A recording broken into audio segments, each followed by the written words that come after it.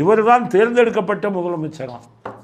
பேரறிஞர் அண்ணா, முத்தமிழறிஞர் கலைஞர், மக்கள் தலைவர் எம்ஜிஆர், அம்மையார் ஜெயலலிதா ஆகியோர் முதலமைச்சர் ஆகணும் என ஓட்டு போட்டு தேர்ந்தெடுத்தீங்க. அவங்களுக்கு பிறகு நீங்க ஓட்டு போட்டு ஜெயிக்க வச்சது இந்த ஸ்டாலினை தான். என்ன அர்த்தத்தோடு பேசுகிறாரு பாருங்க. இவருக்கு தான் மக்கள் ஓட்டு போட்டு தேர்ந்தெடுத்தாங்களாம். ஏன்னா எடப்பாடி ஜெயலலிதா அவங்க செத்த ஒன்று வந்தார் இல்லை, அதனால் அவர் தேர்ந்தெடுக்கப்படலையாம். நான் தான் தேர்ந்தெடுக்கப்பட்ட முதலமைச்சர். எடப்பாடிக்கு பதில் சொல்ல தெரியாது, ஸ்டாலினுக்கு சொல்லலாம். ஸ்டாலின், நீங்கள் உண்மையிலேயே தேர்ந்தெடுக்கப்பட்ட முதலமைச்சரா? இதே குளத்தூரில் 1,00,000 வாக்குகள் போலி நீங்கள் போட்டியிட்டு 4,000 வாட்டு 5,000 ஓட்டில் ஜெயித்த குளத்தூரில் 1,00,000 வாக்குகள் போலி வாக்குகள்னு வந்திருக்க. அப்போ நீங்கள் போட்டியிட்டு மக்களால் உண்மையிலேயே தேர்ந்தெடுக்கப்பட்ட முதலமைச்சரா? தமிழ்நாடு முழுவதும் 75 லட்சம் போலி வாக்காளர்கள்னு சொல்லியிருக்க. அத்தனை போலி வாக்குகளையும் ஆளை வச்சு கள்ள ஓட்டு போட்ட ஆளுங்களாச்சா நீங்கள்?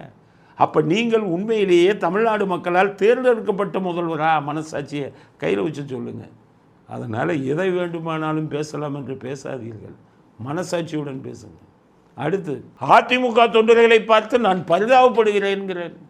அதிமுக தொண்டர்கள் மேல நாங்கள் உண்மையாக பரிதாபப்படுகிறோம். நீங்கள் நல்லா யோசிங்க, யாரை பார்த்து யார் பரிதாபப்படுறான்னு பாருங்க. இவரை பார்த்து, திமுகவை பார்த்து தமிழ்நாட்டு மக்களே பரிதாபப்பட்டுக்கிட்டு இருக்காங்க. 9 கட்சி கூட்டணி அப்படின்னாரு. இப்போ போகிறவன் வரவனுக்கெல்லாம் சீட்டு யாருடே தெரியல. ஒரு கட்சியில் பேர் வச்சுட்டா ஒரு சீட்டு. 21 கட்சி கூட்டணியை சேர்த்து வச்சுக்கிட்டு இருக்காரு. 9 கட்சி கூட்டணியிலேருந்து தோல்வி பயந்தானே. அப்போ உங்களை பார்த்து தான் தமிழ்நாட்டு மக்கள் பரிதாபப்படுறாங்க. எப்படி இருந்தேன்னா இப்படி ஆகிட்டேன்னு ஸ்டாலின் இப்படி ஆகிட்டாரு.